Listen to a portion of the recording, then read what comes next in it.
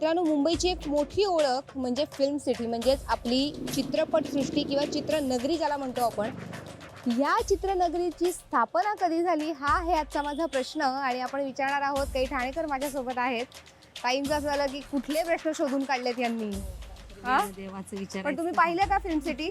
बघितल्या? नाही, जास्त नाही. फिल्म मध्ये नाही जास्त इंटरेस्ट मला.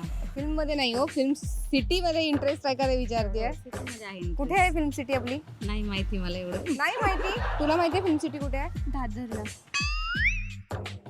दादरला फिल्म सिटी आहे. मला वाटतं इथून मला योग्य उत्तर मिळेल. फिल्म सिटी गोरेगावला आहे, पण स्थापना नक्की कधी झाली स्थापना माहिती नाही. आणि त्याचं नाव काय पूर्ण खरं तर चित्रनगरीचं आपल्या?